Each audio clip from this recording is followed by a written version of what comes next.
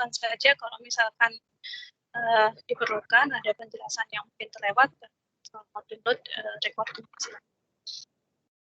Oke, kita masuk ke dulu ya pembahasan yang awal dulu mengenai computational thinking.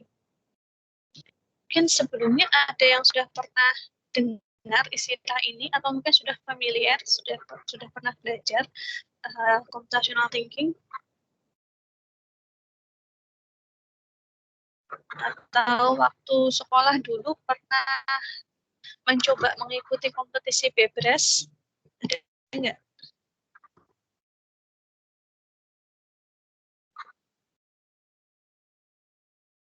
Oke, belum ada ya. Oke, kalau belum ada, ini ya kita pelajari bersama-sama apa itu computational thinking.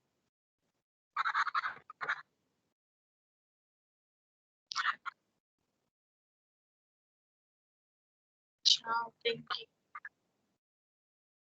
Jadi computational thinking ini adalah salah satu metode problem solving ya. Jadi ini adalah metode berpikir untuk merumuskan persoalan dan solusinya. Metode untuk pemecahan masalah. Computational thinking yang mana dalam pemecahan masalah kita tidak hanya ingin menyelesaikan masalahnya saja, tetapi kita ingin mendapatkan solusi yang efektif. Ya. Solusi yang secara efektif dapat dieksekusi oleh agen pemproses informasi. Baik itu agennya yang menjalankan adalah manusia atau akan dijalankan dengan menggunakan mesin atau komputer. Jadi di dalam computational thinking ini kita menyelesaikan masalah tidak hanya selesai saja masalahnya gitu ya, tetapi kita ingin masalah ini bisa diselesaikan secara efektif. Nah, kemudian kalau kita bicara mengenai computational thinking ini, lingkupnya masih general. Ya, artinya solusi yang kita dapatkan dari permasalahan tersebut itu tidak harus diimplementasikan dalam bentuk bahasa program untuk dijalankan di komputer. Ya. Tetapi ini secara umum metode problem solving yang bisa kita gunakan untuk menyelesaikan masalah. Dan konsep-konsep problem solving yang ada di dalam CT ini, di dalam computational thinking ini, diinspirasi dari bidang ilmu komputer. Ya. Jadi meskipun ini konsepnya diinspirasi dari bidang ilmu komputer, tetapi bukan berarti solusi yang kita dapatkan ya dengan pendekatan atau pola berpikir menggunakan computational thinking ini tidak harus diselesaikan dengan bantuan komputer, sehingga computational thinking itu tidak sama dengan programming. Nah, kalau programming berarti solusinya harus kita implementasikan dalam bentuk program yang programnya bisa dijalankan di komputer. Ya, jadi kalau kita bicara computational thinking di sini dia problem solving method yang lingkupnya lebih luas. Sedangkan kalau programming berarti dia sudah spesifik. Ya, solusinya dalam bentuk program yang dijalankan di komputer. Oke, nah kemudian mengapa computational thinking ini penting ya? Jadi ini adalah gambaran ya, skill yang harus dimiliki oleh individu pada ya, dalam learning skill salah satu aspeknya adalah critical thinking. Nah, computational thinking ini membantu dalam proses critical thinking. Karena di dalam computational thinking tadi nanti kita akan mencoba ya menganalisa suatu permasalahan, kita mencoba mendekati permasalahan itu dengan cara berpikir yang kritis ya, sehingga kita tidak hanya menyelesaikan masalah itu saja, tetapi kita berusaha menyelesaikan masalah itu seefektif mungkin ya, seefisien mungkin. Itu yang ingin dapat di dalam CT ya, sehingga computational thinking ini itu bisa mendukung proses critical thinking, dan ini sangat penting sekali ya, apalagi sekarang ini adalah era informasi, era industri 4.0 ya, atau sekarang mulai berkembang menjadi society 5.0. Di sini manusia hidup ya dengan dunia digital ya dan produk IT dalam kehidupan sehari-harinya dalam berbagai aktivitas, dan ini sudah merata di berbagai bidang. Jadi tidak hanya orang-orang yang berkecimpung di bidang IT saja ya, tetapi dia rata-rata orang sekarang di berbagai bidang apapun pasti tidak bisa lepas dengan bantuan dari IT untuk menjalankan aktivitas sehari-harinya.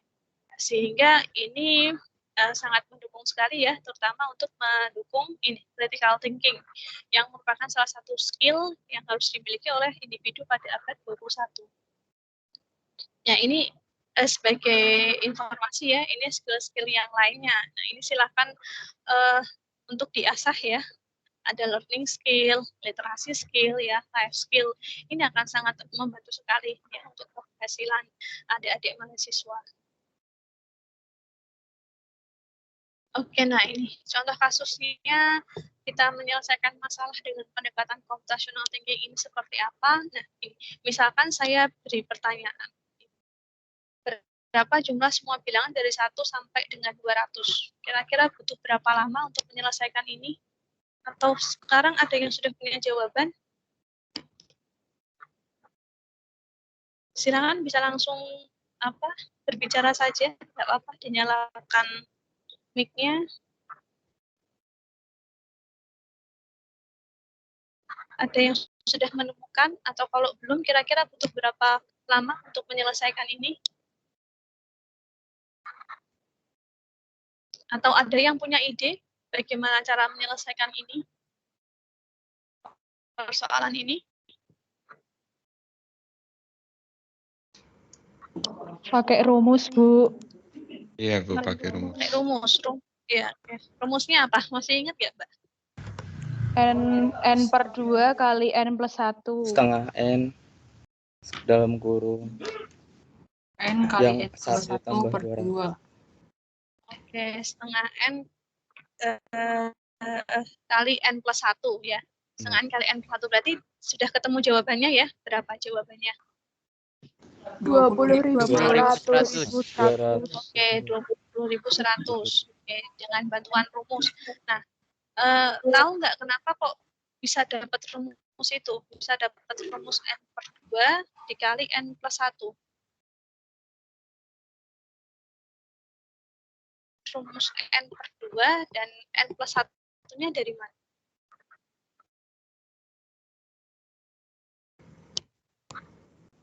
Dengan memasangkan bilangan dengan bilangan terakhirnya, Bu. Oke, betul sekali ya. Oke, ya. Jadi kalau kita menjumlahkan seperti ini ya, manual, ya istilahnya manual ya, kalau di informatika itu kita jumlahin satu persatu seperti ini, pencet di kalkulator atau mungkin kita hitung di Excel ya, tentunya kita butuh waktu yang cukup lama ya, apalagi kalau kita harus menghitung dengan kalkulator atau tanpa kalkulator kita hitung manual, nah tentu saja kita akan butuh waktu lama dan kesulitan. Maka alternatif solusinya adalah kita bisa mendekati persoalan ini ya dengan cara yang lainnya. Kalau manusia menjumlahkan sampai 200 secara berurutan seperti ini, menjumlahkan 200 bilangan ya, dan masing-masing bilangan angkanya berbeda-beda, tentu akan kesulitan. Ya, tentu akan kesulitan. Nah, sehingga solusinya adalah bagaimana kalau penjumlahan ini 200 bilangan ini kita pecah-pecah menjadi menjumlahkan buah bilangan saja. Nah, ini pasti akan lebih mudah untuk diselesaikan. Contohnya tadi seperti yang disampaikan ya, dengan Mbak siapa tadi yang menyampaikan idenya. Ya, kita bisa menjumlahkan bilangan yang pertama dengan bilangan yang terakhir. Ya, kalau menjumlahkan dua bilangan kan lebih mudah ya daripada menjumlahkan 200 bilangan sekaligus. Sulit kalau kita selesaikan ini secara langsung. Maka kita bisa memecahnya. Ya, bilangan pertama kita jumlahkan dengan bilangan terakhir, terus maju lagi 1 ya, 2 kita jumlahkan dengan bilangan terakhir yang sebelumnya, berarti 2 tambah 199 ya, kemudian nanti 3 dengan 198 ya, dan lanjutannya 4 dengan 197. Oke, berhentinya nanti di mana ini penjumlahan ini? Di 100, Bu. Dengan 101. 100 dengan 101, ya, 100 dengan 101. Oke, kemudian kalau kita amati dari setiap penjumlahan ini ada polanya? Ada. Ada Hasilnya polanya. Ada, Bu. Ya, Bu, Ada, hasil 201. Iya. Sama dengan 201. Hasilnya. Oke, iya betul ya. Masing-masing penjumlahan ini menghasilkan angka 201. Ya. Jadi kalau kita lihat masing-masing penjumlahan ini mulai dari pasangan angka yang pertama 1 ditambah 200 sampai pasangan angka yang terakhir 100 ditambah 101 hasilnya adalah 201. Ya, kalau sudah kayak gini kan kita mudah. Berarti solusinya tinggal kita mengalihkan saja. Penjumlahan yang menghasilkan 201 ini terjadi sebanyak 100 kali. Ya, berarti tinggal 100 dikalikan dengan 201. Ya, dapatlah angka tadi yaitu 20.100. Ya, seperti ini pendekatannya. Nah, ini cara tersebut itu kalau kita ini ya uraikan lebih lanjut, ini juga menerapkan konsep-konsep yang ada di dalam computational thinking. Nah, konsep-konsepnya apa saja yang akan kita pelajari di slide yang berikutnya. Dan dari hasil ini ya, dari cara ini yang sudah kita dapatkan untuk menghitung jumlah bilangan dari 1 sampai 200, ini pun juga bisa kita buat abstraksinya. Ya, kita bisa buat penyederhanaan. Jadi kalau misalkan tadi 1 tambah 2 tambah 3 sampai 200, hasilnya adalah 100 dikali 201. Nah, sekarang bagaimana kalau 200-nya ini digantikan dengan sebarang bilangan? Ya, kita misalkan dengan N. Berarti kan kita bisa dapatkan rumusnya. Ya. 100 ini kalau dari 200 kan N per 2, 201-nya adalah dari N plus 1.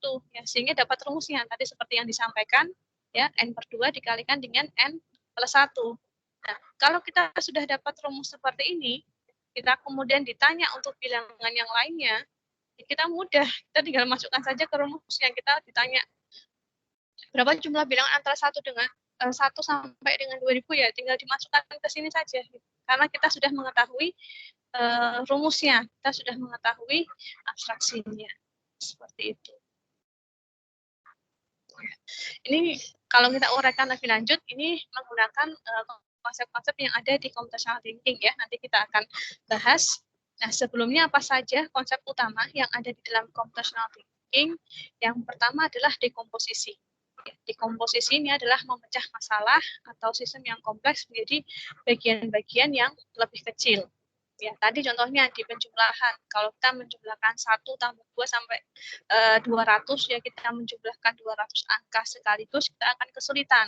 Ya, maka penjumlah 200 angka itu bisa kita dekomposisi menjadi penjumlahan 2 buah bilangan saja, dan itu terjadi sebanyak 100 kali. Ya, itu akan lebih mudah. Ya, apalagi ternyata ketika kita menjumlahkan, ya masing-masing pasangan bilangan, setiap dua bilangan tadi menghasilkan angka yang sama. Ya, berarti penjumlahan tadi itu mengandung pola. Nah, ini juga salah satu konsep lain di dalam computational thinking, yaitu pengenalan pola. Ya, jadi di pengenalan pola ini kita berusaha mencari kemiripan antara suatu masalah ya, atau di antara sub-sub masalah. Nah, tadi setelah kita dekomposisi, ternyata kan masing-masing penjumlahan menghasilkan angka yang sama, yaitu 201. Nah, berarti 201 itu adalah polanya, pola yang kita temukan ya setelah penjumlahan tadi kita pecah menjadi penjumlahan yang lebih kecil. Nah, ya, pola.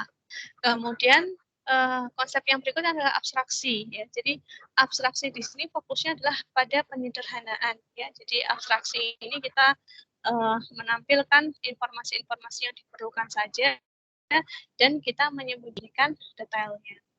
Kemudian konsep yang lainnya di sini adalah algoritma. Ya, di dalam algoritma kita menyusun langkah-langkah penyelesaian masalah secara terurut, ya, secara terstruktur dari kondisi awalnya apa, ya, hingga mencapai kondisi akhir yang diinginkan.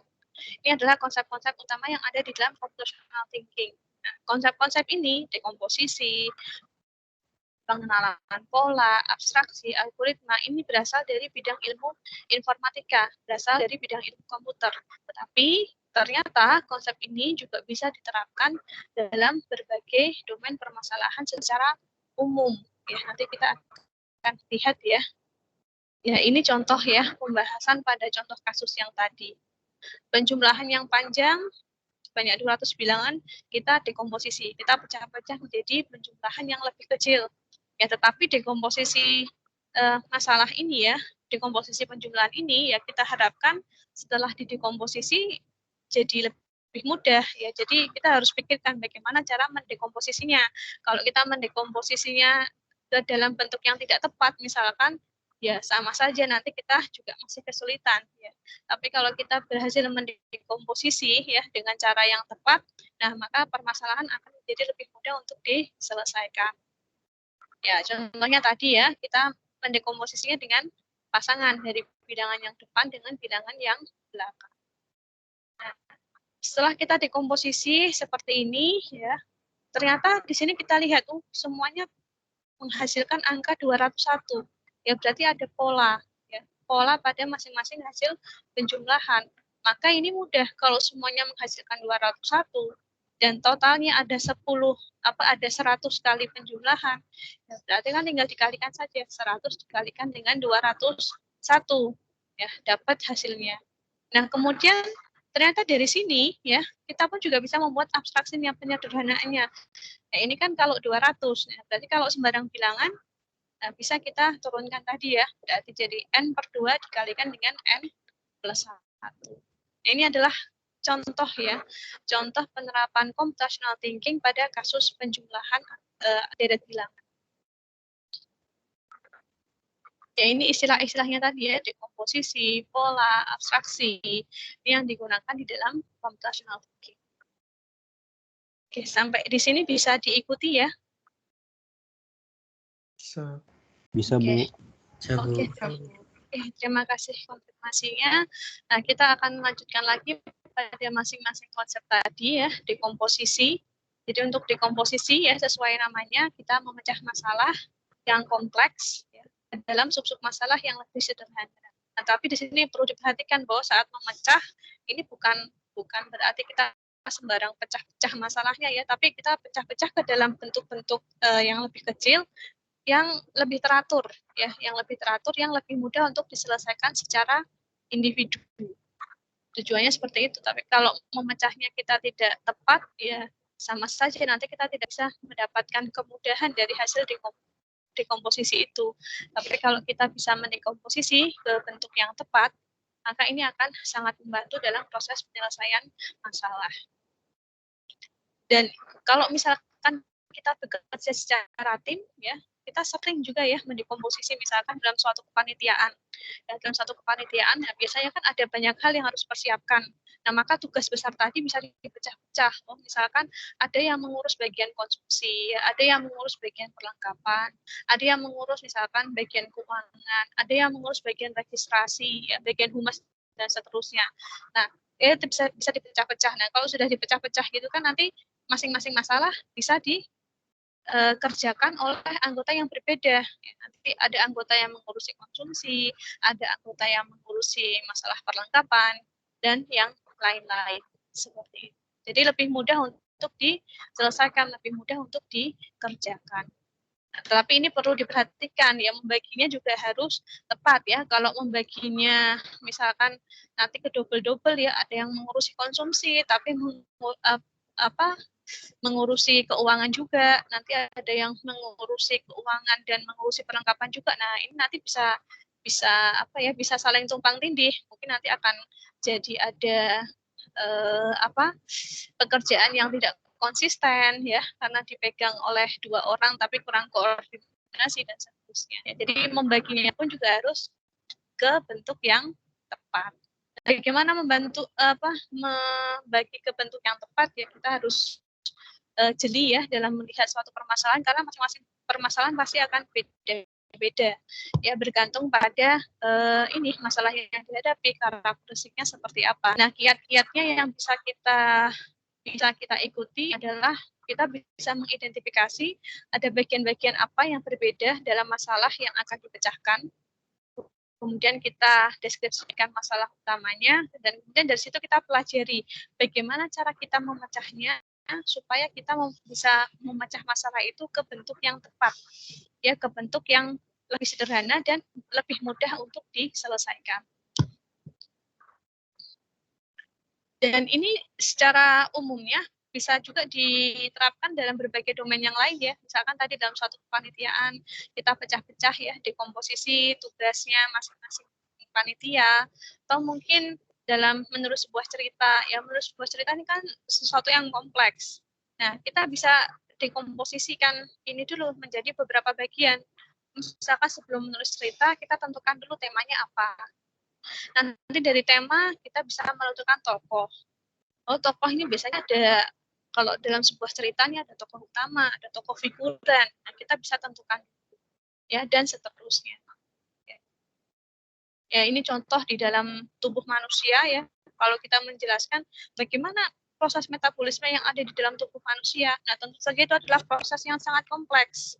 Nah, maka untuk menjelaskan kita bisa ini ya, dekomposisi sesuai dengan perannya. Misalkan di dalam tubuh manusia ada sistem organ untuk pernapasan ya, ada sistem organ untuk peredaran darah, ada sistem organ untuk ekspresi dan seterusnya. Contohnya seperti itu. Jadi ketika dia sudah dipecah-pecah sesuai dengan fungsi-fungsi yang berdekatan, akan lebih mudah untuk dijelaskan. Ini adalah dekomposisi. Ya, nanti ini kepakai juga ya dalam membuat program dekomposisi. Kalau kita membuat program untuk suatu permasalahan yang kompleks, kita mungkin akan kesulitan. Kita startnya dari mana ya? Atau kalau kita tuliskan langsung secara keseluruhan, itu mungkin akan panjang programnya. Nah, jadi bisa kita dekomposisi dulu. Oh, ini kita selesaikan bagian mananya dulu ya. Kemudian kita selesaikan bagian mananya dulu. Nah, nanti baru bagian-bagian itu kita satukan. Seperti itu ya gambarannya kurang lebih untuk dekomposisi. Nah, yang berikutnya adalah pengenalan pola. Ya, sama seperti tadi ya, kita berusaha mencari ada nggak pola ya yang diikuti, apa yang terdapat dalam suatu permasalahan itu. Nah, yang dimaksudkan dengan pola ini apa sih? Pola ini adalah kejadian ya atau elemen yang berulang atau hampir sama atau bisa jadi sama. Ya misalkan kayak tadi dalam penjumlahan tadi semuanya menghasilkan angka 201 ya. Ini berarti polanya sama. Dan pola tidak harus sama persis ya. Pola bisa jadi dia mirip. Mirip itu kan belum tentu sama ya. Jadi dia banyak. Maka kita bisa ambil bentuk generalnya. Atau ada elemen yang muncul berulang kali, jadi muncul di bagian ini, kemudian muncul lagi di bagian itu. Nah, maka daripada kita buat untuk masing-masing secara eksplisit, bisa kita buat untuk generalnya, nanti tinggal dipanggil ulang seperti itu. Nah, dengan adanya pola ini juga bisa menjadikan solusi lebih sederhana, dan yang penting di sini adalah karena kita ambil bentuk generalnya, maka ini akan mendukung konsep reuse. Ya. Jadi dia bisa digunakan kembali untuk kasus yang serupa. Oke, nah ini contoh sederhana saja ya. Misalkan kalau kita amati ya tiga objek ini memang dia punya karakteristik masing-masing ya. Ada yang warna bulunya keemasan ya, oranye keemasan. Ada yang warna bulunya hitam, kemudian matanya hijau ya. Ada yang matanya merah, kemudian kondisi bulunya seperti ini. Bermacam-macam kan karakteristiknya. Tapi ada nggak pola yang dimiliki dari ketiga objek ini yang sama? Ada nggak karakteristik yang sama dari ketiga objek ini? Ada. 4 kaki. Iya ya. Kakinya 4 ya, punya ekor. Betul ya, matanya 2, telinganya 2. Itu adalah merupakan ciri-ciri yang sama ya atau pola. Jadi ini bisa kita ambil bentuk generalnya ya. Bentuk atau sifat atau karakteristik general ya dari ketiga objek ini adalah objek ini mempunyai kaki 4, mempunyai ekor panjang ya, mempunyai mata 2, mempunyai telinga 2, seperti itu. Nah, nanti bentuk spesifiknya ya masing-masing. Oh, nanti mungkin ada objek yang dia warna bulunya keemasan ya. Nah, mungkin ada objek yang matanya hijau ya, dan seterusnya. Kurang lebih seperti itu. Ada yang bulunya seperti ini ya, kayak zebra gitu. Jadi dia warna seperti ini. Ya. Itu adalah karakteristik khusus. Nah, untuk menggambarkan ini ya supaya lebih mudah kita tidak mengulangi satu persatu, kita bisa ambil sifat generalnya. Nah, ini pun nanti akan sangat bermanfaat sekali ya di program ya supaya kita tidak menulis program berkali-kali ya. Ketika ada program yang isinya hampir sama, ya kita buat saja ya sebagai program yang umum. Nanti program itu bisa dipanggil-panggil di berbagai tempat.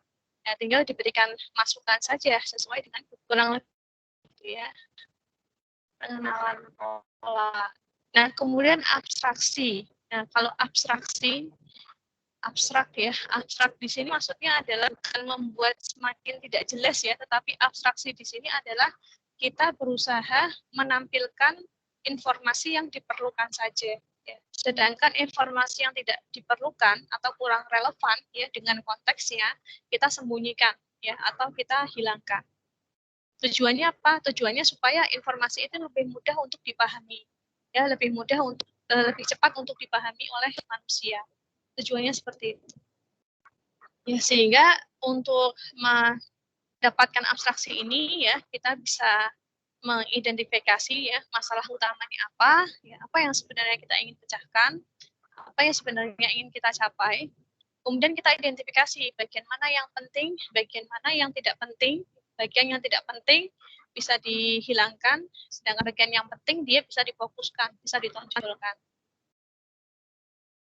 Kemudian kita bisa mengevaluasi lagi, bisa nggak ini diselesaikan dengan bentuk yang lebih sederhana, dengan bentuk yang lebih mendasar. Contohnya seperti apa? Nah, ini contohnya. Misalkan di sini ada dua buah gambar ya, gambar di sebelah kiri dan sebelah kanan.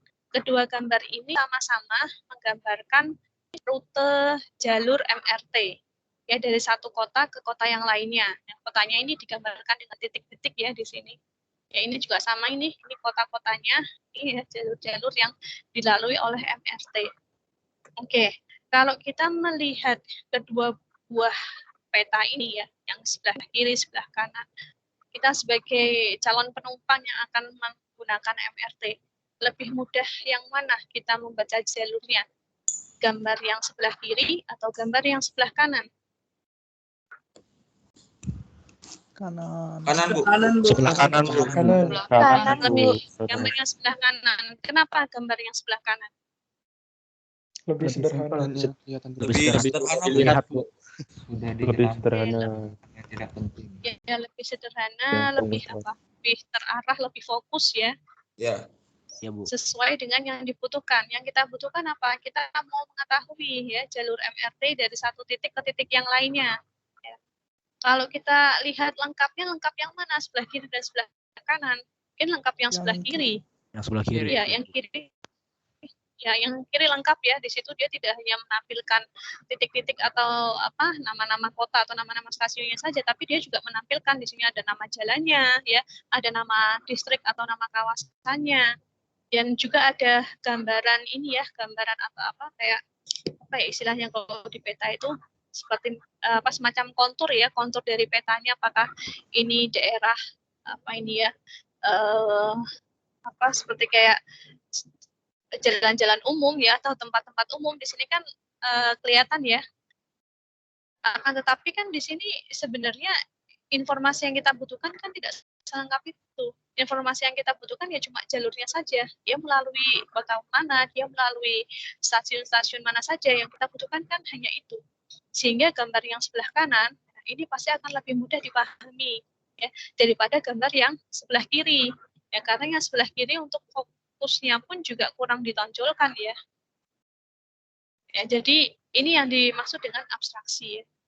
Bagian-bagian yang tidak relevan, ya, yang tidak diperlukan, ya kaitannya dengan konteks permasalahan yang ingin diselesaikan, itu disembunyikan saja, dihilangkan saja, sehingga solusinya nanti bisa lebih sederhana, bisa lebih mudah untuk dipahami.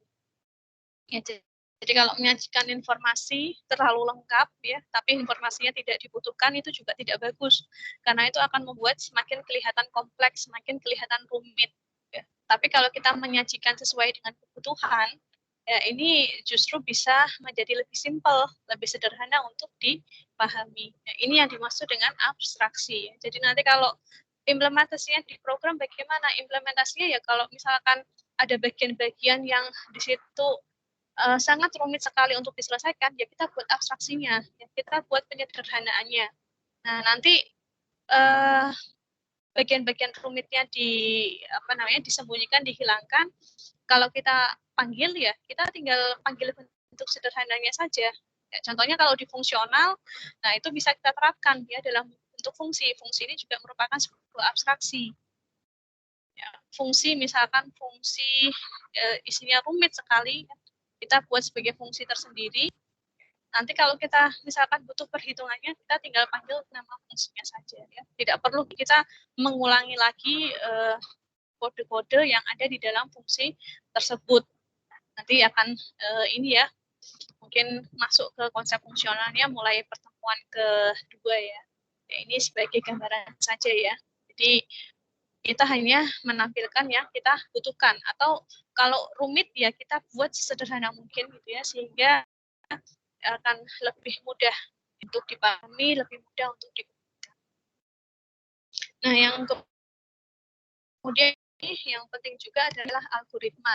Ya, algoritma ini mungkin tidak kita bahas di semester ini ya, tapi ini hanya sebagai pengetahuan saja. Ya, nanti lebih detailnya untuk algoritma ini di semester 2. Ini hanya untuk pengetahuan awal saja ya. Yang dimaksud algoritma di sini apa? Algoritma ini adalah langkah-langkah untuk menyelesaikan masalah. Ya, yang mana langkah-langkah itu harus didefinisikan dengan jelas, tidak ambigu, punya kondisi awal dan kondisi akhir yang jelas. Ya, jadi kalau kita mau menyelesaikan suatu masalah, kondisi awalnya bagaimana, kondisi akhirnya bagaimana, kemudian kita identifikasi langkah-langkahnya untuk mencapai kondisi awal, untuk mencapai kondisi akhir ya dari kondisi awal, dan langkah-langkah itu kita susun sedemikian rupa sehingga langkah-langkahnya itu jelas dan tidak ambigu. Sehingga ini beberapa konsep penting dalam algoritma, kumpulan langkah individual, jadi langkah-langkahnya itu harus jelas, dan kalau bisa satu langkah itu ya isinya satu perintah, satu instruksi ya. Jangan satu satu langkah tapi istilahnya banyak titik komanya gitu ya, tidak berhenti gitu.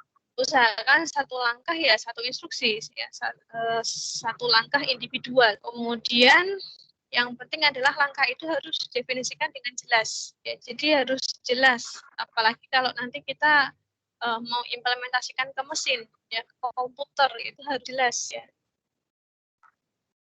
Kemudian sekuensial ya, jadi urutannya juga harus diperhatikan. Jelas ini contohnya seperti apa? Contohnya kalau kita kasih instruksi misalkan ya, kita misalkan minta tolong adik kita misalkan membuat teh, kemudian kita kasih instruksi tambahkan gula.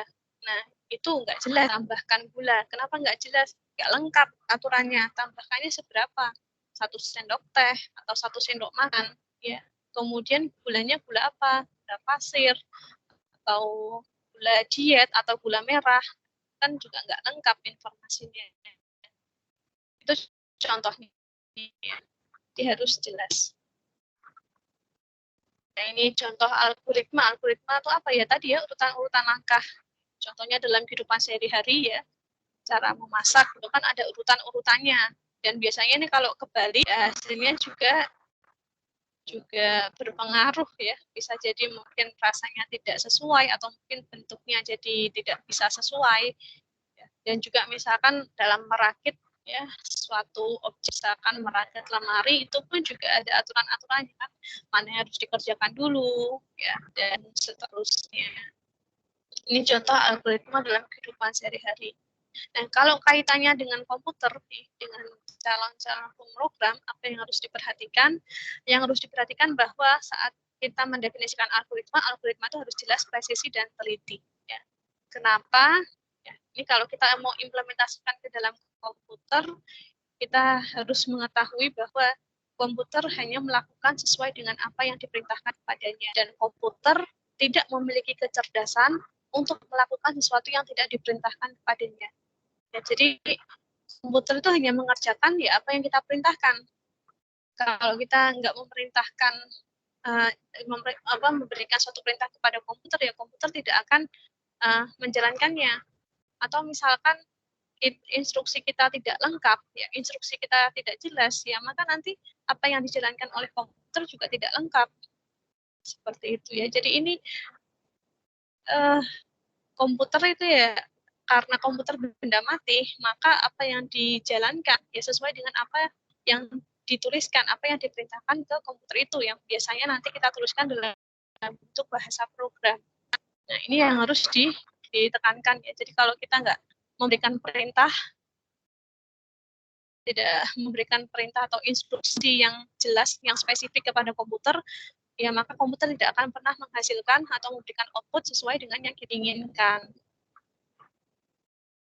Ya, dan komputer tidak memiliki common sense ya. Jadi perintah yang sama akan memberikan hasil yang sama. Ya, artinya di sini tidak peduli ya siapa nanti yang menggunakan. Ya, kalau programnya sama, inputnya sama, siapapun yang menggunakan ya pasti akan memberikan hasil yang sama. Nggak mungkin ya nanti ada misalkan membuat sebuah program, misalkan oh ini programnya ini kok jalan programnya benar, tapi kalau yang masukin si A itu programnya error. Nah ini nggak bisa seperti itu ya. Kalau yang masukin si A berarti ini tergantungnya pada penggunanya. Ya. Nggak mungkin, karena apa? Karena komputer nggak memiliki common sense ya. Kalau selama perintah yang diberikan sama ya, datang dari angka, outputnya juga akan sama, karena nggak memiliki common sense ya, nggak peduli ya nanti yang menggunakan rektor, yang menggunakan mahasiswa ya, atau siapapun, selama perintahnya sama, inputnya sama, ya hasilnya akan selalu sama. Dan kemudian jika komputer melakukan sesuatu yang tidak kita harapkan untuk melakukannya, berarti yang salah adalah perintah kita. Nah ini perlu diperhatikan. Jadi kalau misalkan outputnya kok seperti ini, misalkan kita membuat program untuk menghitung bilangan prima, ya. Kita masukkan output 3, kemudian kok output dari komputernya itu false ya, salah, 3 itu bukan bilangan prima, 3 kan harusnya bilangan prima ya, tapi kok output dari programnya false, ya berarti yang salah kita, perintah kita yang salah, ya bukan komputernya, karena komputer nggak bisa memodifikasi instruksi kita, komputer tidak bisa dia tidak punya cukup kecerdasan untuk mentoleransi atau menginterpretasi ya, melengkapi instruksi-instruksi yang tidak lengkap, nggak bisa. Jadi dia ya hanya menjalankan apa yang diperintahkan. Kalau misalkan kita bikin program kok kemudian error, ya yang salah kita yang salah menuliskan programnya. Kalau yang di komputer lain bisa, kok di komputer kita nggak bisa ya, selama tadi ya misalkan aplikasinya itu baik-baik saja, ya berarti yang salah adalah perintah kita. Nah, ini yang perlu diperhatikan. Jadi kalau nanti ini khusus ini ketika kita menggunakan komputer sebagai sebagai media atau untuk mengimplementasikan solusi kita dalam bentuk program. Nah, keempat hal ini harus diperhatikan. Jadi jangan mudah kita menyalahkan komputer, komputernya yang error nih ya, program saya salah gitu. Belum tentu ya, jangan-jangan perintah kita yang memang salah. Oke, nah ini sebagai ilustrasi ya, contoh misalkan di sebelah kiri di sini ada tabel ya, ada beberapa nama mahasiswa dan ada nilai. Misalkan kita berikan perintah nih, ini misalkan kita mau implementasi ke komputer ya, misalkan kita pakai Microsoft Excel, dan kita kasih perintah, kita kasih rumus, if nilai ini maksudnya nilai akhir ya, if nilai akhir lebih dari sama dengan 80, then predikat sama dengan lulus. Oke. Pertanyaannya di sini, predikatnya Andi apa?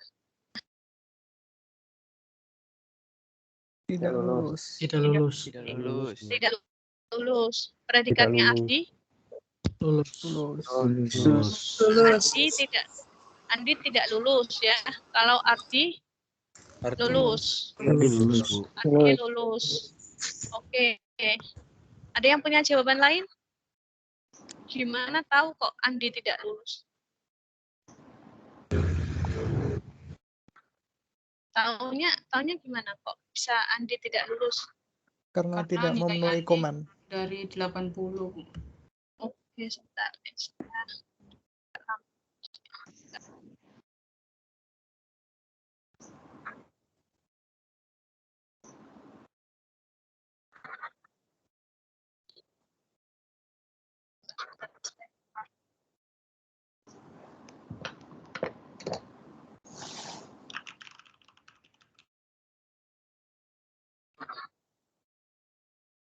Coba ya.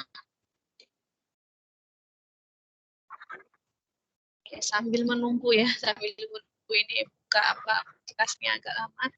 Oke, terus berikutnya ini perintah yang kedua. Perintah yang kedua itu adalah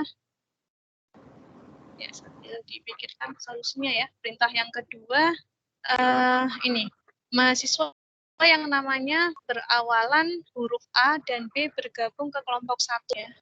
Di sini ada berapa ini? Ada 7 mahasiswa. Pertanyaannya, mahasiswa mana saja yang bergabung ke kelompok 1? Andi, Ardi, Arman, Udi, Lima. Oke, 5 mahasiswa yang pertama ya. Mahasiswa pertama. Oke. Kelima Oke, 5 mahasiswa pertama. Oke, kita ini ya, kita cek.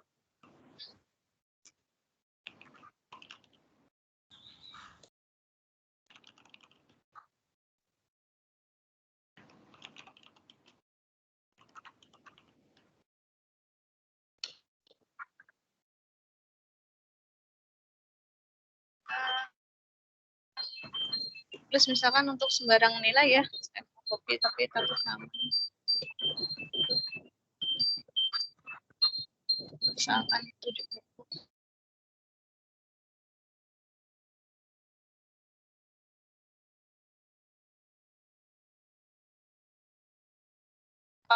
Ya. Hasilnya adalah lulus ya. Seperti ini ya perintah tadi kalau kita terjemahkan.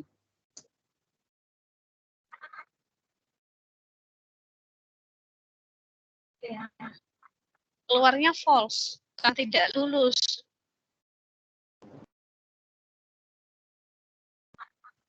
Kenapa keluarnya false?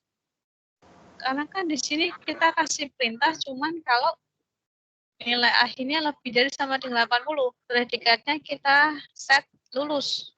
Nah, terus gimana kalau yang nggak mencapai 80? Kita nggak ngeset apa-apa. Kita nggak kasih perintah apa-apa. Sehingga kalau kita jalankan tadi, komputer menghasilkan nilai false. False di sini tuh artinya kosong ya, kosong, tidak ada nilainya. Kenapa demikian? Ya, karena kita nggak pernah ngeset. Kalau kita bicara ke manusia, manusia punya kecerdasan untuk melengkapi perintah yang tidak lengkap. Kalau perintahnya seperti ini, oh berarti maksudnya kalau nggak mencapai 80, ya dia tidak lulus. Tapi kalau ini kita berikan apa adanya ke komputer, ya komputer nggak bisa melengkapi. Kalau nilainya nggak mencapai 80, ya dia nggak bisa mengeluarkan teks tidak lulus. Dia tidak bisa mengeluarkan itu karena tidak pernah kita sebutkan di sini. Sampai di sini bisa dipahami? Bisa, Bu. Bisa ya. Lain halnya kalau perintah kita seperti ini. 8 lulus, nah kemudian kita tuliskan, oh berarti selainnya adalah tidak lulus. Maka nanti keluarnya tulisan tidak lulus. Tapi kalau kita berikan hanya yang di depan ini saja, cuma untuk lulus saja, ya yang ini nggak ada nilainya, atau ini sesuai bawaannya ya. Mungkin kalau di sini saya pakai LibreOffice hasilnya false. Kalau di Microsoft Excel mungkin apa ya, ada yang none atau mungkin apa tidak ada nilainya, atau mungkin di aplikasi spreadsheet yang lain dia punya nilai nilai default sendiri-sendiri untuk menyatakan nilai kosong seperti itu. Kenapa? Karena kita tidak pernah men-set nilainya. Instruksi kita tidak lengkap. Kita hanya memberikan instruksi untuk nilai yang di atas nilai yang lebih dari sama dengan 80 saja. Yang di bawahnya tidak kita khususkan. ya, tidak kita spesifikkan predikatnya apa, sehingga hasilnya ya tadi ya enggak, yang itu ya enggak ada nilainya ya. Atau kalau di sini di aplikasi ini dia menggunakan nilai default untuk kosong adalah false. Ya, bisa dipahami ya. Jadi kalau kita bikin program ke komputer, dia harus lengkap instruksinya. Harus lengkap. Karena tadi aturannya atau prinsipnya adalah komputer tidak akan menjalankan sesuatu yang tidak pernah diperintahkan kepadanya. Nah, kemudian contoh yang kedua, mahasiswa yang namanya berawalan huruf A dan B bergabung ke kelompok 1. Oke, sekarang kita coba ini ya, coba kita teliti lagi. Di sini penghubungnya adalah dan masih ingat logika informatika atau logika matematika ya, logika proposisi, ada and, or, not. In dulu di pelajaran matematika pernah dapat and itu akan benar apabila katakanlah A and B benar apabila Keduanya benar. Apabila keduanya benar ya, A dan B akan bernilai benar jika keduanya bernilai benar. Nah, itu adalah dan yang dipahami oleh komputer. Dan yang dipahami oleh komputer itu seperti itu. Dia akan bernilai benar apabila kedua-duanya benar. Nah, sekarang di sini perintahnya adalah mahasiswa yang namanya berawalan huruf A dan B bergabung kelompok 1. Artinya apa? Artinya supaya kondisi ini benar, berarti kan namanya berawalan huruf A harus terpenuhi, namanya berawalan huruf B harus terpenuhi. Jadi seorang mahasiswa supaya dia bisa bergabung kelompok 1, dia harus mempunyai nama yang berawalan huruf A dan dia juga harus mempunyai nama yang berawalan dengan huruf B. Sekaligus. Maka dia baru bisa bergabung ke kelompok 1. Pertanyaannya, apa ada mahasiswa yang bisa mempunyai nama awalan huruf A dan huruf B sekaligus? Tidak ada. Tidak ada. Maka kalau kita menerjemahkan dan ini ya ke bahasa komputer, ya nggak akan ada mahasiswa yang masuk ke kelompok 1. Kenapa? Karena dan itu benar jika kedua kondisinya terpenuhi. Kalau kita bicara sama manusia, ya manusia punya kecerdasan, dia bisa menginterpretasikan, oh itu mungkin maksudnya adalah yang namanya huruf depannya A, ya, atau namanya huruf depannya B. Manusia bisa menginterpretasikan sendiri. Tapi kalau komputer ya enggak, dia dikasih perintahnya dan ya dia akan jalankan sesuai aturan dan aturan N akan menghasilkan benar apabila dua kondisinya terpenuhi. Kurang lebih seperti itu. Bisa dipahami ya? Bisa, Bu. Bisa, Ya, Bu. jadi di sini jawabannya Bisa, Bu. apa? Mahasiswa mana yang bergabung ke kelompok 1? Tidak ada. Tidak ada mahasiswa. Karena seorang mahasiswa hanya bisa punya ini ya awalan hanya bisa punya satu awalan saja ya di namanya. Ya kalau dia berawalan huruf A ya sudah dia berawalan huruf A. Nggak bisa sekaligus dia mempunyai nama awalan huruf B. Ya, jadi nggak ada jawabannya. Ini kalau kita terapkan ke komputer ya. Jadi kalau mungkin manusia lebih luas ya, mengartikan perintah itu lebih luas. Tapi kalau komputer ya dia kaku sesuai dengan aturannya. Nggak bisa kemudian menginterpretasi, oh mungkin maksudnya gini, nggak bisa. Perintahnya itu ya itu akan dijalankan sesuai dengan aturan yang ada. Mungkin ada yang bertanya, tapi komputer sekarang canggih-canggih ya, misalkan kita cari di Google ya, misalkan memasukkan kata kuncinya typo, biasanya Google otomatis langsung membenarkan ya atau memberikan suggestion. Ya kenapa bisa seperti itu ya? Karena memang sudah diprogram, sudah ada programnya untuk memberikan suggestion ya sesuai dengan kata yang terdekat. Itu sudah ada programnya untuk melakukan spelling correction. Ya bukan berarti Google-nya bisa sendiri ya, bisa paham sendiri enggak, karena memang sudah ada programnya. Kalau nggak ada programnya ya nggak akan bisa. Atau mungkin kamera sekarang canggih-canggih ya, kita foto gitu ya dengan pose yang berbeda-beda. Nah, kalau kita pakai aktifkan face recognition-nya itu kan area wajah itu bisa terbingkai kotak-kotak secara otomatis ya. Misalkan kita geser, kotak-kotaknya juga ikut bergeser. Nah, kenapa bisa seperti itu? Itu juga memang sudah diprogram, memang sudah dilatih untuk bisa melakukan fungsi seperti itu. Ya, bukan bisa sendiri secara tiba-tiba gitu, bukan ya. Tapi memang sudah dilatih, sudah diberikan programnya. Jadi bisa melakukan itu. Ya, jadi itu yang perlu diperhatikan di saat membuat program dengan komputer. Perhatikan bahwa instruksinya harus lengkap, instruksinya harus jelas, ya, dan sesuai dengan aturan yang dipakai di komputer ya, yang dipahami di komputer saja.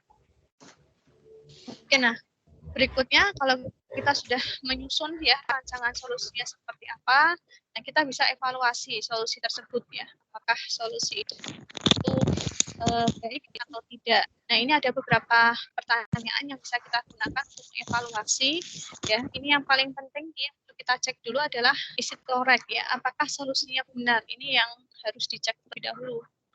Karena kalau solusinya nggak benar ya berarti dia tidak bisa menjawab permasalahan. Tapi kalau solusinya benar ya berarti dia bisa menjawab atau bisa menyelesaikan permasalahan. Nah, kaitannya tadi kalau misalkan masalahnya kita tuliskan solusinya dalam program, maka kita perlu mengevaluasi apakah programnya itu sudah benar atau belum. Nah, secara umum teknik evaluasi yang dipakai untuk mengevaluasi program ada dua, ya. Bisa menggunakan mathematical proof atau empirical proof. Ya. Namun cara yang pertama ini, mathematical proof, ini jarang digunakan karena memang dia cukup kompleks, ya, kecuali pada sistem kritis yang mana tidak mungkin program itu diterapkan secara langsung. Mungkin ini akan berpengaruh pada keselamatan manusia, ya, misalkan ini program-program yang dipakai di perangkat misalkan automobil ya, atau piranti kesehatan. Ini mungkin tidak bisa diujikan secara langsung. Jadi pendekatannya bisa menggunakan mathematical proof. Gitu. Nah, opsi lainnya yang lebih sederhana, kita menggunakan empirical proof ya. Kalau empirical proof ya kita uji coba secara langsung, kita jalankan programnya secara langsung ya, kita berikan berbagai macam kondisi masukan, kemudian kita cek apakah solusinya benar atau tidak.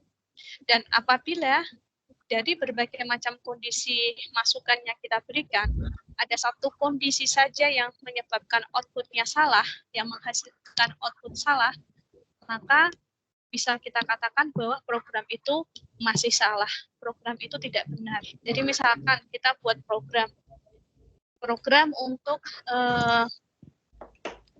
ini ya, menentukan sebuah bilangan itu bilangan prima atau tidak. Kan kita uji dengan 100 masukan yang berbeda. Dari 100 masukan yang kita berikan, ada satu masukan yang outputnya salah. Ada satu masukan yang outputnya salah. Misalkan kita uji dari angka 1 sampai 100, itu hasilnya benar. Kecuali pada angka, misalkan pada angka 9. Angka 9 kan harusnya prima, bukan? Angka 9 harusnya bilangan prima atau bukan? Bukan ya. Misalkan yang pas angka 9 itu hasilnya yes, bilangan prima. Tapi selain 9 dari angka 1 sampai 100, hasilnya benar, sesuai ya, prima atau tidaknya sesuai. Ya berarti tetap program kita masih salah. Meskipun hanya satu kondisi saja yang outputnya salah, ya tetap program kita itu salah. Berarti ada sesuatu yang masih salah, ada sesuatu yang harus dibenarkan. Itu adalah empirical proof. Jadi kalau terdapat satu kondisi saja yang outputnya salah, berarti program kita salah. Meskipun ada ratusan masukan lainnya yang kita coba hasilkan. Itu adalah empirical proof. Ya, ini contoh sederhananya seperti ini ya. Ini contoh sederhana untuk pengujian mesin penjual minuman. Ini ketika dimasukkan beberapa tipe koin ya. Misalkan dari 4 kondisi 3 benar, ada satu yang gagal, ada satu yang salah. Ya berarti salah, programnya masih salah. programnya masih ada errornya, masih harus diperbaiki seperti itu. Jadi evaluasi solusi. Jadi kalau misalkan nanti membuat program, ya misalkan ini ya membuat program kita uji dengan beberapa masukan, kok masih ada satu masukan yang outputnya salah, ya berarti program kita masih ada sesuatu yang salah, ya harus diperbaiki. Meskipun untuk kondisi yang lainnya puluhan atau bahkan ratusan kondisi yang lainnya kita masukkan outputnya benar, ya. Tapi ketika kita berhasil menemukan satu kesalahan, ya berarti masih salah. Ya. Itu untuk kebenaran, ya. Yang paling mudah adalah menggunakan empirical proof. Kemudian aspek yang lainnya bisa kita lihat dari segi efisiensi, ya. Kalau sudah benar, ya kemudian apakah itu efisien? Nah, ini juga perlu diperhatikan. Kadang kan untuk memecahkan suatu masalah, ada beberapa alternatif solusi yang bisa didapatkan. Nah, ketika kita mendapatkan beberapa alternatif solusi, nah mana solusi yang paling bagus, ya tadi setelah kita uji kebenarannya, ya solusi-solusi yang benar tadi bisa kita uji efisiensinya. Yang paling efisien berarti dia akan lebih bagus. Kalau kita bicara efisien, maka kaitannya adalah dengan sumber daya. Kalau kita bikin program di komputer, berarti kaitannya adalah dengan waktu eksekusi. Waktu eksekusi atau waktu komputasi yang semakin cepat, berarti dia semakin efisien. Ya, dan juga dalam segi penggunaan memori. Ya, itu efisiensi, kemudian elegan, ini dari segi efektivitas dan kesederhanaan. Ya, jadi semakin simpel solusinya sebenarnya semakin bagus, ya. Kalau semakin artinya gini, kalau ada ya bentuk yang lebih simpel, ya bentuk yang simpel itu justru lebih bagus gitu ya daripada bentuk yang kompleks. Kemudian usable, ya, apakah solusi tersebut dapat digunakan oleh user untuk mencapai tujuannya. Jadi gambarannya kurang lebih seperti itu. Jadi kalau secara umum kita membahas computational thinking itu adalah konsep problem solving, ya secara umum dia bisa diterapkan dalam berbagai domain dan konsep-konsep yang dipakai diinspirasi atau berasal dari bidang ilmu komputer informatika. Ya. Jadi tidak harus solusinya dalam bentuk program, ya, tetapi konsep-konsep ini juga bisa akan sangat membantu kita juga untuk menyusun sebuah program. Jadi bahasan terkait dengan computational thinking.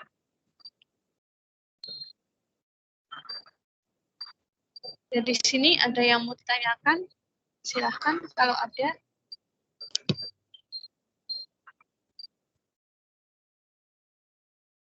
Kita masih ada satu materi ya untuk paradigma pemrograman ya.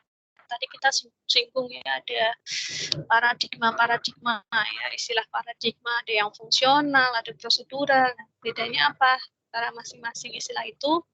Yang akan coba kita bahas ya. Oke, jadi untuk paradigma pemrograman sendiri,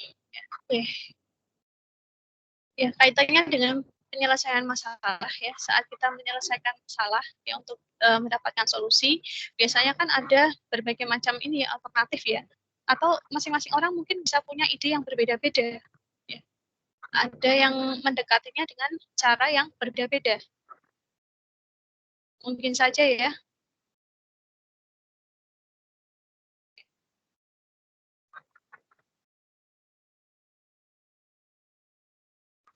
Nah, di dalam pemrograman ya, di dalam dunia pemrograman, ide atau style ya yang digunakan untuk mengarahkan cara berpikir orang dalam menyelesaikan sebuah masalah atau dalam menyusun sebuah program itu dinamakan dengan paradigma. Ya, jadi paradigma ini adalah style ya atau cara memprogram. Cara memprogram atau style inilah yang kemudian mengarahkan cara orang berpikir untuk menyelesaikan masalah dalam bentuk program. Jadi ini yang mengarahkan bagaimana orang berpikir untuk membuat sebuah program, ya, caranya. Dan ini ada banyak karena ya memang sangat memungkinkan sekali bahwa sebuah masalah itu bisa diselesaikan dengan berbagai pendekatan yang berbeda. Dan masing-masing paradigma ini nanti dia akan mempunyai kekhasan. Ya, dia akan mempunyai kekhasan atau mempunyai sudut pandang tertentu bagaimana dia menyelesaikan suatu permasalahan. Dan biasanya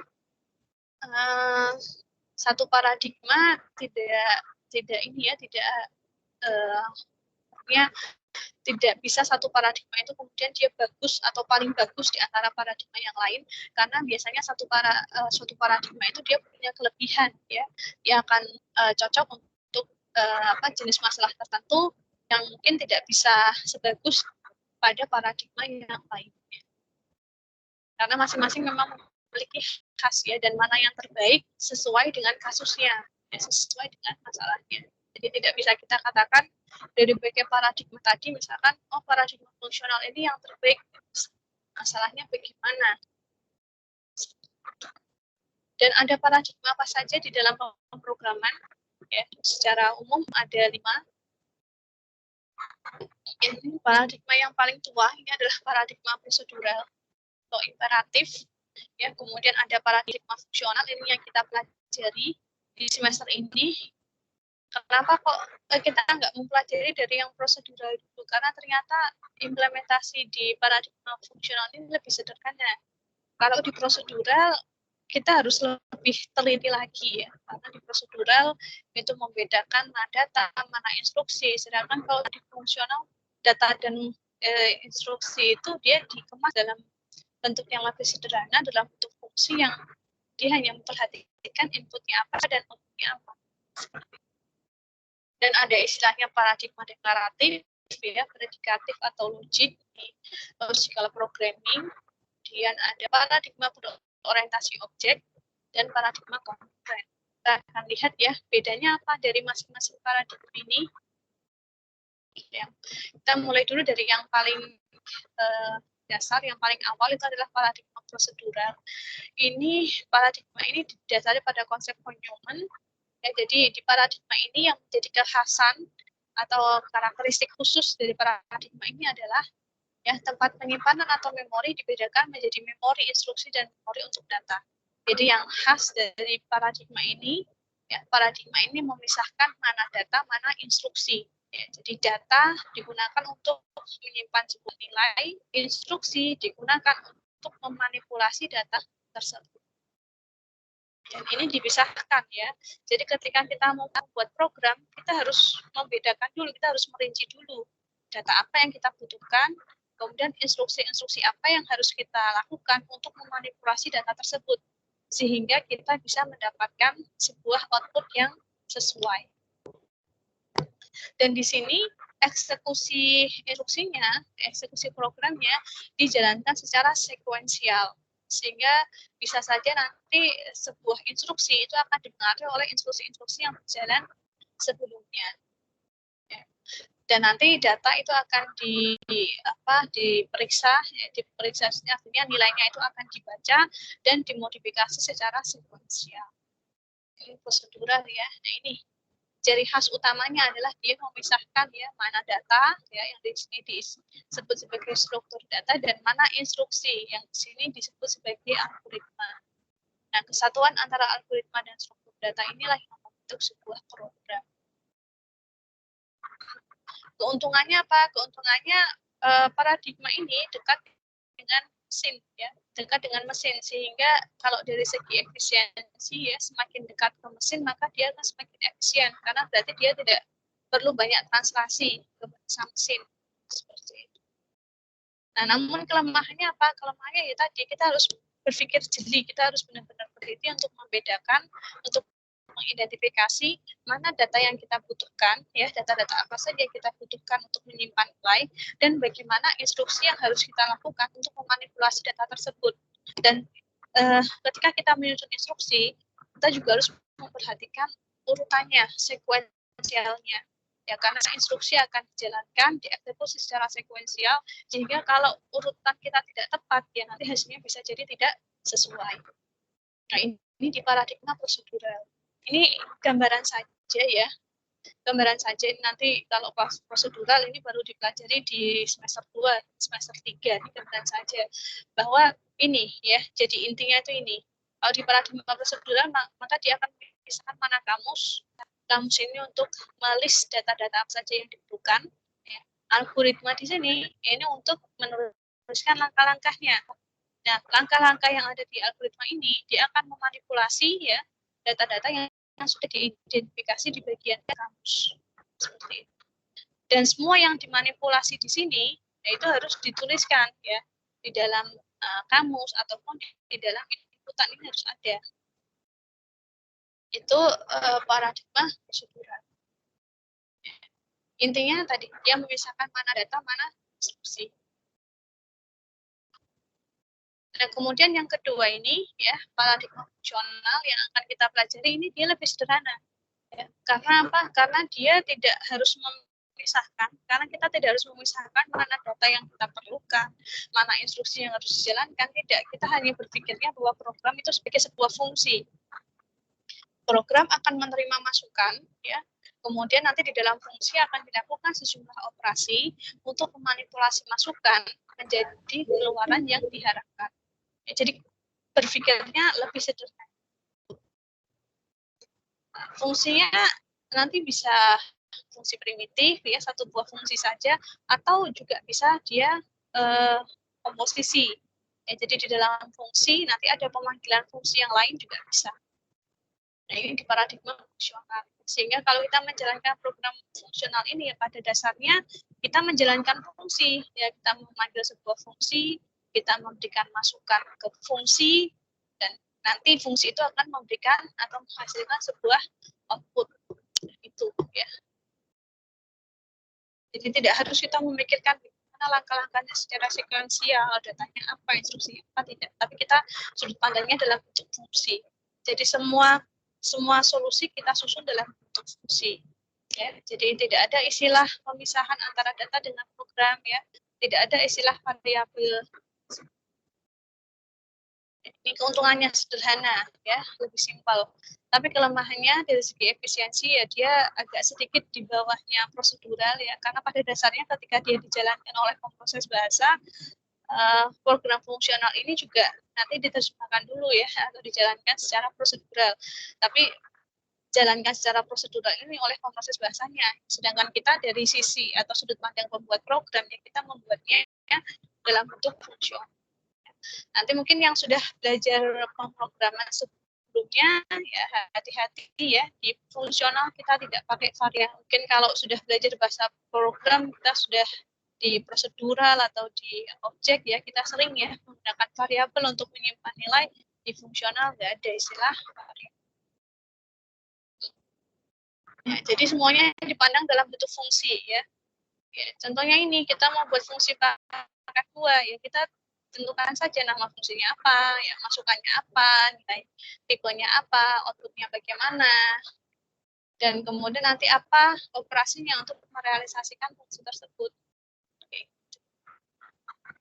Ya, jadi ini pendekatan fungsionalnya nanti kita mulai masuk ke contoh-contoh ini di pertemuan 2 dan 3 ya. Kita masuk ke situ. Kemudian ini paradigma yang berikutnya yaitu paradigma logik ya. Nah, ini kalau logik nanti beda lagi, dia menggunakan aturan first order logic ya. Jadi ada relasi ya antara objek dengan objek tertentu, kemudian ada fakta. Ya. Di program di sini membuatnya adalah fakta apa saja dan aturan-aturan atau inference rule ya, aturan inferensinya. Nanti eksekusi program itu dijalankan dengan cara memberikan query. Nah, nanti query ini akan dijawab ya, dengan cara menelusuri fakta dan aturan-aturan yang bersesuaian. Nah, contohnya bagaimana? Contohnya ini contoh program deklaratif atau logik ya. Jadi yang diidentifikasi adalah fakta-faktanya dan aturan-aturannya. Contoh fakta misalkan apa? Misalkan ini wanita Tati. Ya. Ini dalam bentuk logika predikat ya. Artinya adalah Tati adalah seorang wanita. Kemudian misalkan ini aturan ya, keturunan AB ortu BA. Ini artinya apa? A adalah keturunan dari B jika B adalah orang tua dari A. Ya, ini aturan-aturannya. Ya. Nanti query-nya bisa dalam bentuk pertanyaan. Misalkan ini kan ada fakta ya, ada pria, ada wanita, ada pria Kusmayadi, ada wanita Tati ya, ortu. Nah, kita mungkin bisa bertanya kepada program siapa keturunannya Tati. atau siapa ayahnya Kusmayadi seperti itu.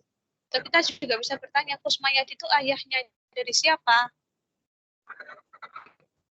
Kalau di logik bentuknya seperti itu ya, jadi fakta dan aturan, maka penggunaannya pun berbeda. Ini tidak cocok kita pakai untuk misalkan membuat fungsi kuadrat gitu ya, atau melakukan sorting atau urutan. Ini tidak cocok. Ini cocoknya untuk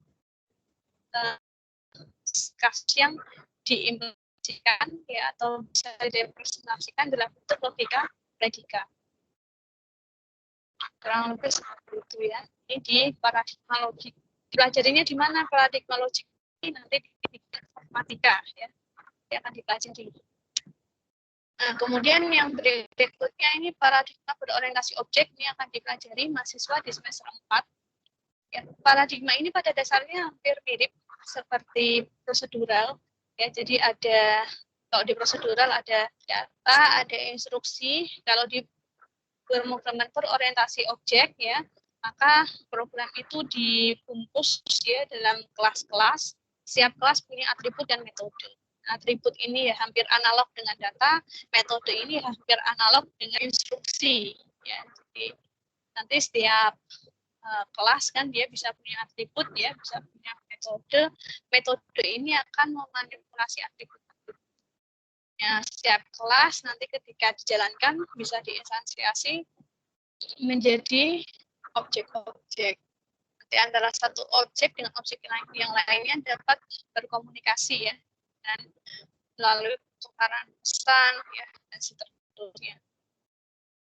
Ya, jadi nanti modelnya dalam bentuk kelas ya. Kita buat kelas-kelas kalau kita bicara di paradigma berorientasi objek. Nanti masing-masing kelas kita identifikasi variabel anggota atau propertinya apa saja, atributnya apa saja. Nah, kemudian kita juga identifikasi di sini metodenya apa. Nah, metode ini akan memanipulasi ya, nilai-nilai pada atribut atau properti. Ya, gambarannya kurang lebih seperti itu. Kalau paradigma konkuren, nah ini konkuren yang cukup rumit ya, karena di dalam konkuren ya program tidak lagi dijalankan secara sekuensial ya, tapi dia akan dijalankan secara konkuren ya, sehingga program konkuren ini harus mampu menangani komunikasi dan sinkronisasi antar kelas. Ini lebih rumit ya, ini tidak kuliah tertentu ya, tapi terselip ya di mata kuliah tertentu ya, saya define spesifiknya di paradigma konkuren. Itu tadi terkait dengan paradigma ya. Jadi paradigma itu sudut pandangnya. Ada yang mau ditanyakan dulu mungkin sampai pembahasan tadi?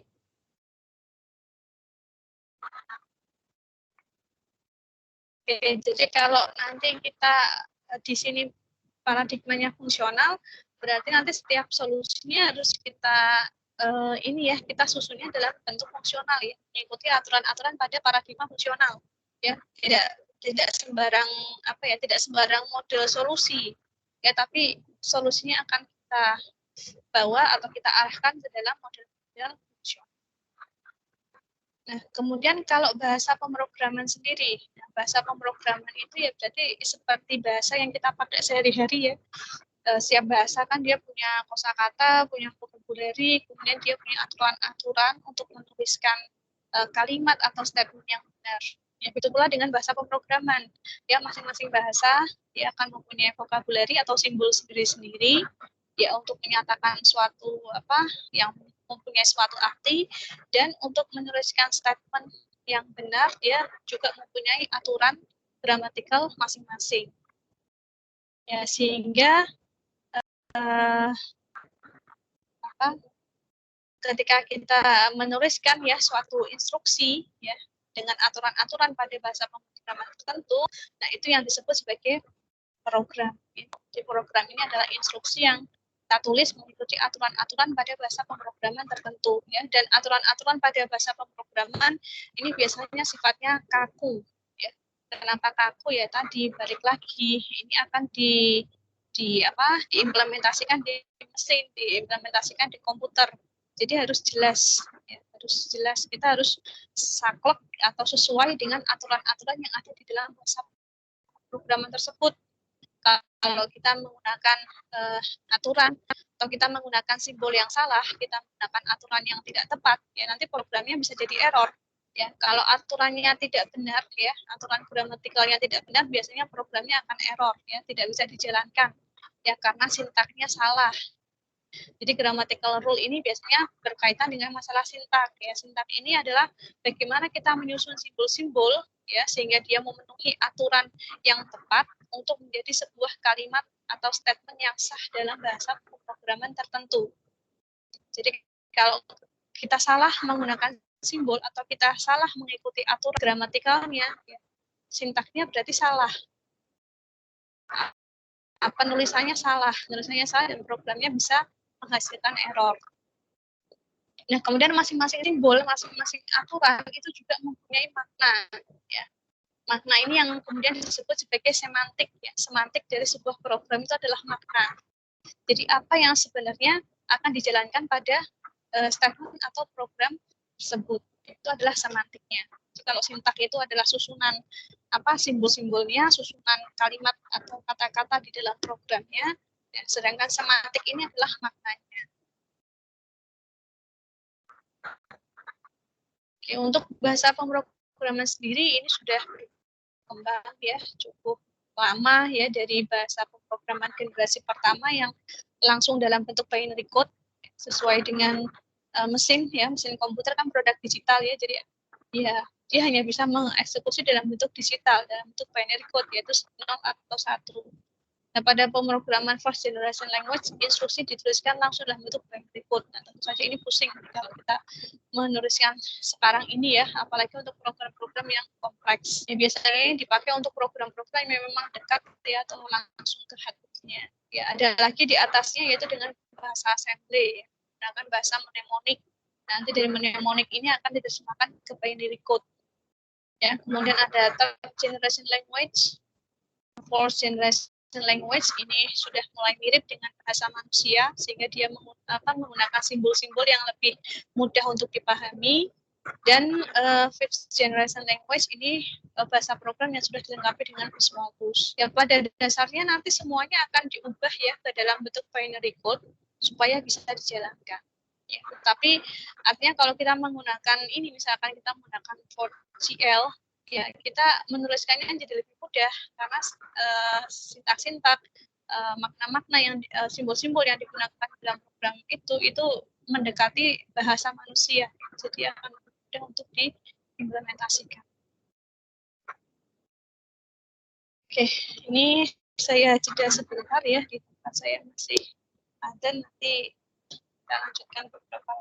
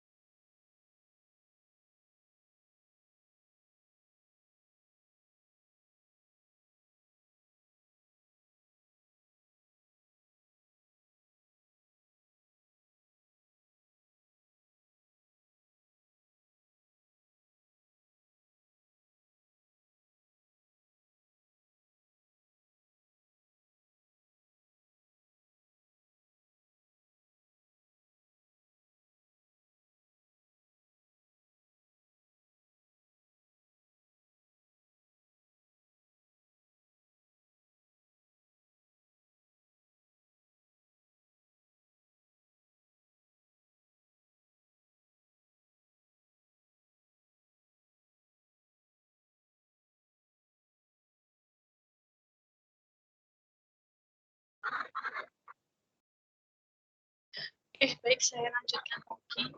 Jadi kita sampai ke sini ya, klasifikasi bahasa pemrograman. Untuk bahasa pemrograman sendiri secara umum bisa dibagi di dua, ada yang low level dan high level. Low level ini berarti dia semakin dekat dengan hardware. Ya, semakin dekat dengan hardware berarti bahasanya tentu saja dia akan lebih sulit untuk dipahami karena dia semakin dekat dengan bahasa mesin, tapi dari segi efisiensi akan lebih bagus, lebih cepat ya, karena berarti dia tidak perlu banyak translasi untuk dijalankan di mesin. Sedangkan untuk high level language ini secara sintak dia akan lebih mudah dipahami karena dia semakin mendekati bahasa manusia, ya. Tapi dari segi efisiensi dia lebih rendah dibandingkan dengan low level language karena nanti ketika dijalankan di mesin maka dia harus ditranslasikan atau diterjemahkan terlebih dahulu ya ke bentuk binary code yang nantinya bisa dijalankan oleh mesin. Oke. Nah, kemudian untuk low level language ini contohnya apa? Contohnya ya machine language yang dia langsung ditulis dalam bentuk binary code atau dalam bentuk bahasa assembly dalam kode mnemonik. Ini untuk bahasa assembly mungkin akan didapat di mata kuliah organisasi arsitektur komputer ya, menggunakan bahasa assembly. Kemudian untuk high level language sendiri dia sudah lebih dekat dengan bahasa manusia. Ya, sehingga akan lebih mudah dipahami dan lebih mudah juga kita untuk menuliskan kode programnya. Nah, untuk high level language ketika dijalankan dia juga tetap harus ya diubah ke dalam bahasa mesin. Nah, nanti untuk pengubahan itu akan dilakukan oleh interpreter ataupun compiler.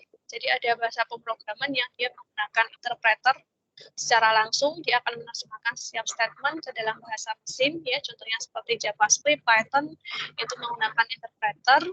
Namun ada juga beberapa bahasa yang menggunakan compiler ya. Jadi nanti keseluruhan source code itu akan dikonversi dulu ke dalam object code ya, baru nanti object code-nya dijalankan di mesin. Ya, contohnya seperti bahasa C ya, C++. Ini kalau kita mau run program biasanya kita harus compile dulu ya, compile jadi object code ya, baru object code-nya kita running.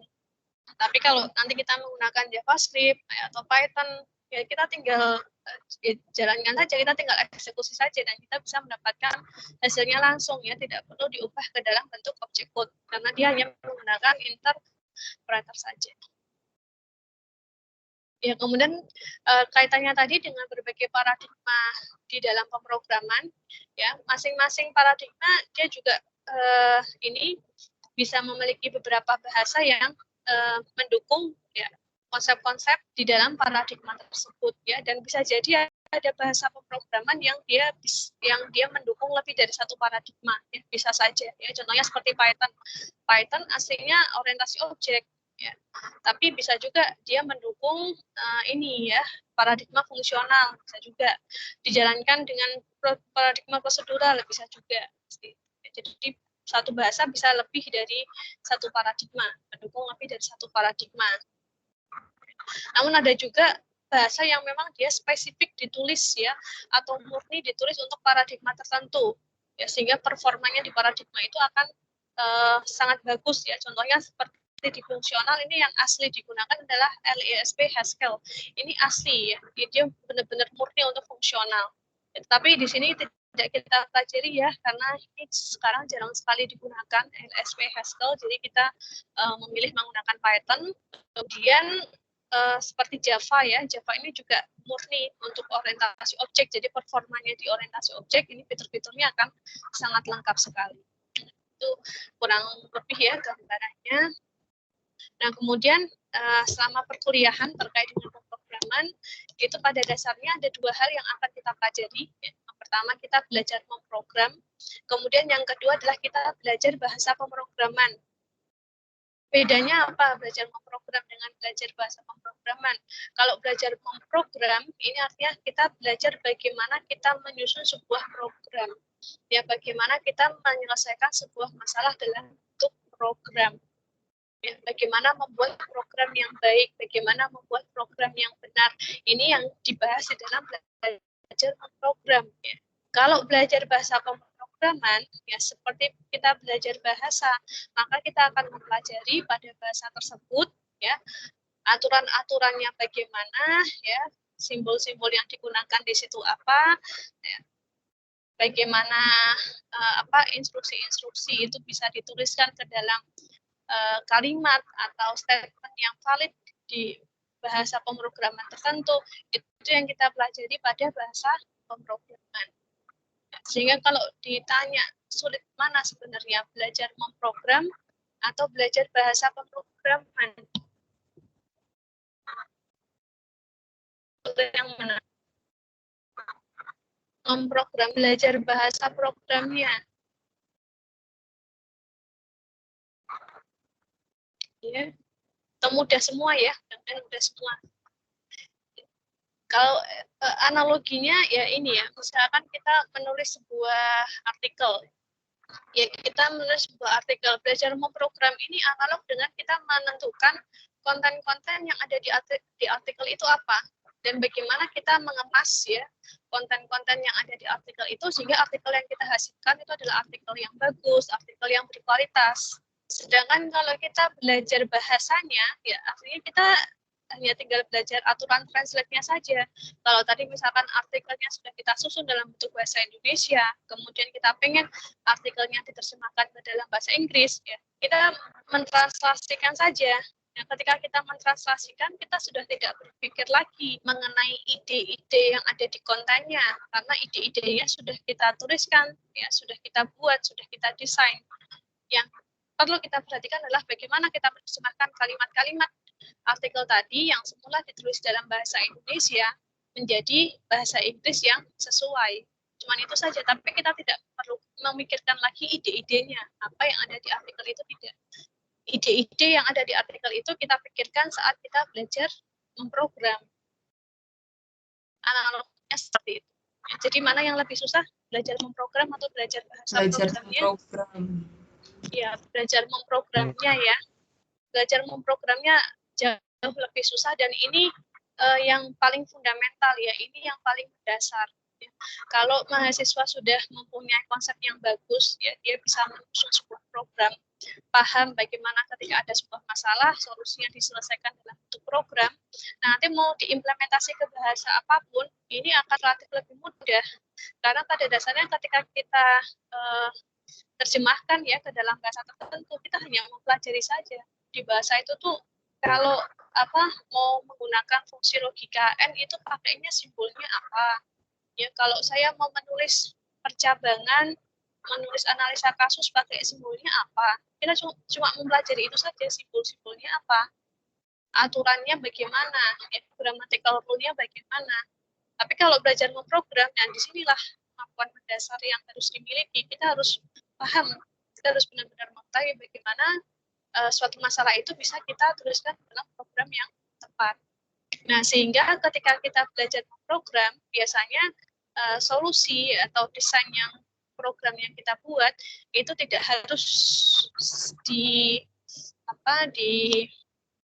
disusun dalam bahasa tertentu ya, tapi biasanya kita menggunakan notasi yang lebih umum ya, yang lebih general atau independen dari bahasa pemrograman.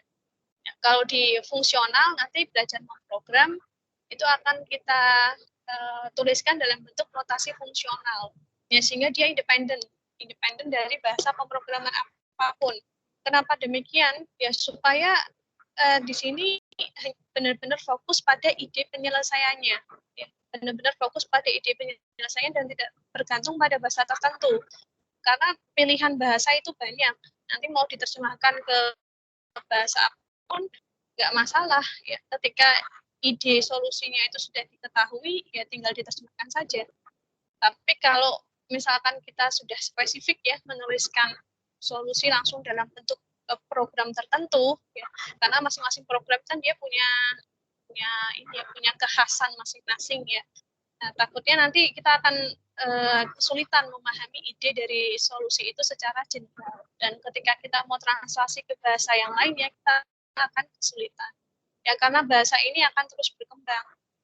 Contohnya sekarang mungkin kalau kita lihat bahasa programming yang lagi tren ya adalah Python, tapi mungkin nanti ketika kalian lulus sudah ada yang menggantikan posisi Python, bisa saja. Nah, kalau kita terlalu spesifik di dalam bahasa tertentu, nanti kita ya tadi ya terlalu bergantung pada fitur-fitur di bahasa tersebut ya, bukan fitur-fitur umum dalam konsep pemrograman. Sehingga nanti kalau kita mau translasi ke bentuk yang lain atau mungkin nanti ketika kerja kok pakainya bahasa yang lain, kita akan kesulitan karena kita sudah terlalu spesifik di bahasa tertentu. Ya, tapi kalau kita memahami konsepnya, memahami idenya, memahami bagaimana kita menyusun programnya, nanti mau disuruh pakai bahasa apapun kita nggak masalah. Karena kita tahu dasarnya, kita tahu konsepnya. Jadi nanti di kuliah, titik beratnya, penekanannya adalah pada belajar memprogram. Ya. Kita akan menggunakan notasi fungsional untuk menuliskan ide-ide penyelesaian masalahnya. Nah, kemudian nanti dari ide-ide penyelesaian masalah yang sudah kita tuliskan untuk fungsional, itu akan diimplementasikan ke dalam bahasa pemrograman, dan implementasi ini akan lebih banyak dibahas pada saat praktikum. Dan ini memang saling melengkapi ya, saling melengkapi, bukan berarti belajar memprogram lebih penting, kemudian fokusnya hanya di belajar memprogram saja, tidak ya. Ini juga harus ini juga harus dikuasai, karena kalau belajar memprogram, outputnya kan tadi masih dalam bentuk notasi yang independen ya, bebas dari bahasa pemrograman. Jadi belum bisa dieksekusi, belum bisa dijalankan di komputer. Compilernya adalah kita sendiri, manusia sendiri. Jadi kita tidak bisa mengetahui secara nyata ya apakah ide kita itu sudah benar atau belum, karena tidak bisa kita jalankan di mesin. Sehingga untuk mengetahui apakah ide kita itu benar-benar benar-benar bagus atau tidak, ya kita implementasikan dulu rancangan kita tadi ke dalam suatu bahasa pemrograman, kemudian kita jalankan. Ya, baru nanti kita bisa mengetahui, karena kalau sudah ditranslasikan ke bahasa pemrograman, baru bisa dijalankan di mesin ya, dan kita bisa mengevaluasi outputnya. Kurang lebih seperti itu ya, nanti yang dipelajari di perkuliahan ini. Ya, dua-duanya harus mahasiswa juga harus punya pengalaman dengan bahasa pemrograman tertentu ya, bukan berarti lebih sulit belajar memprogramnya kemudian bahasa programnya tidak dipelajari juga nggak bisa, nanti kayak mengawang-awang ya. Mengawang-awang karena kalau nggak diimplementasikan ke bahasa program kan programnya juga nggak bisa dieksekusi. Jadi harus saling melengkapi ya keduanya, tapi ya kita di sini lebih menekankan pada memprogramnya supaya mahasiswa tidak terlalu condong ya atau spesifik ke bahasa tertentu. Jadi ketika nanti dihadapkan pada bahasa yang baru, situasi yang baru, nah ini konsepnya sudah kuat. Jadi kalau ada bahasa baru ya tinggal menyesuaikan saja aturan-aturan di bahasa tersebut. Ya kurang lebih seperti itu ya untuk belajar memprogram dan belajar bahasa. Ya, itu mungkin yang bisa ini saya sampaikan di kuliah ini. Mungkin sebelum ditutup ini masih ada beberapa menit, barangkali ada yang mau ditanyakan, silahkan. Dan nanti minta tolong ya, ada perwakilan dari kelas ini sebagai format ya, bisa segera kontak saya jika ada informasi terkait perkuliahan bisa saya sampaikan. Ya, dan untuk minggu ini nanti mungkin ada ini sedikit latihan saja yang akan saya sampaikan. Ini mungkin kalau pulaunya belum siap ya, nanti saya sampaikan pakai Google. Jadi ya ini mohon ya nanti formatnya bisa menghubungi supaya saya kalau ada info bisa saya teruskan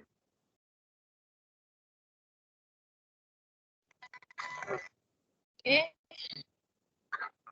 Dan untuk penjelasan apa sudah cukup atau ada yang mau didiskusikan lagi?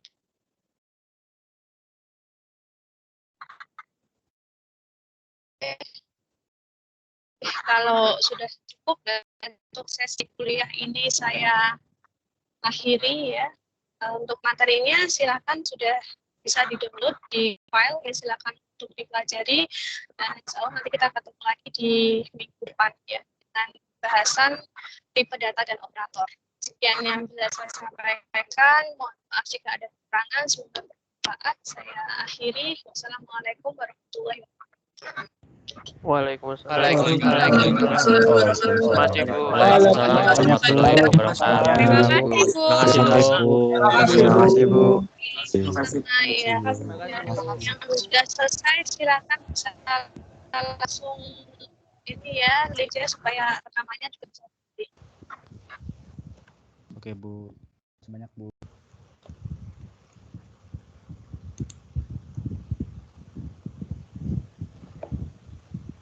Izin live, Bu.